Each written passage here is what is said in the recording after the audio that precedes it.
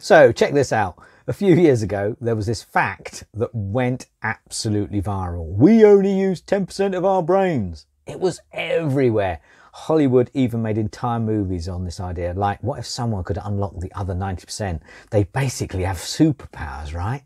The thing is, this fact that millions of people believed and shared is completely false. Brain scans can clearly show activity throughout the entire brain, and there's no dormant 90% waiting to be unlocked. But here's what's wild. I still hear people repeat this fact all the time. And it makes me wonder, how many other things do we all accept as true without ever checking the evidence? This happens in your professional life too. Maybe your manager says studies show that working longer hours increases productivity, or a colleague insists research proves that our competitor's approach doesn't work. How do you know if these claims are legit or if someone's just saying studies show to sound convincing?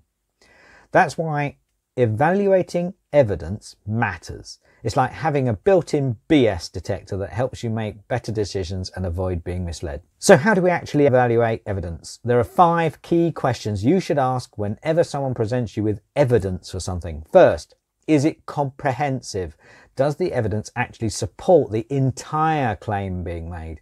Sometimes people will use data that only backs up part of their argument and hope you don't notice the gaps. Second, is it appropriate for the topic? If someone's talking about human behaviour, but their evidence comes from a study on mice, that's a bit of a problem.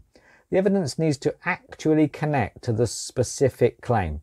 Third, how recent is it? In some fields, like technology or medicine, information from even 5 years ago might be outdated.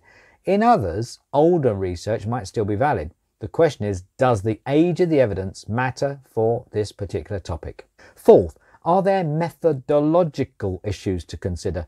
This is about how the evidence was collected. Was it a large, diverse study or just feedback from a few similar people?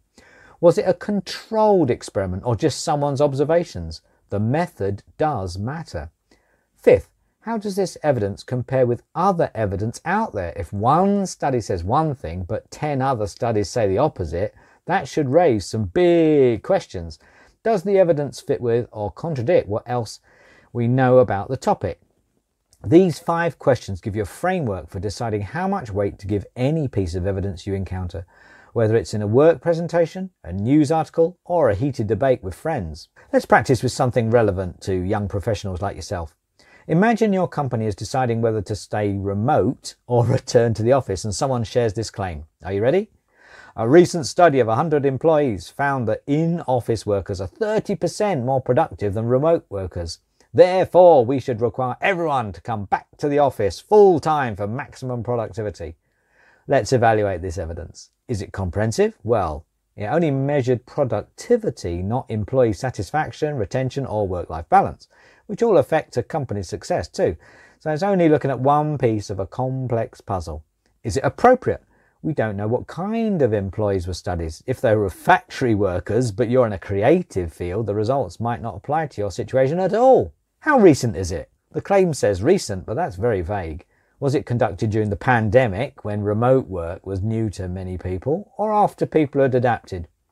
The timing could make a huge difference. What about methodology? A sample of 100 people isn't that large. Also, how was productivity measured? Different jobs have different outputs that can be hard to compare. And was it a controlled study, or could other factors explain the difference? How does it compare with other evidence? There's actually a lot of conflicting research on the topic, with some studies showing remote workers are more productive. When evidence is mixed like this, one study shouldn't be the basis for a major decision. From this evaluation, it's clear this single study doesn't provide enough evidence for such a sweeping conclusion about returning back to the office. More information would be needed before making that decision. Now it's your turn. I've put a claim in the comment section below that you might hear in your daily life. Take a minute to evaluate it using your 5 questions. Is the evidence comprehensive? Is it appropriate for the topic? How recent is it? And does that matter? Are there methodological issues to consider? How does it compare with other evidence? Good job.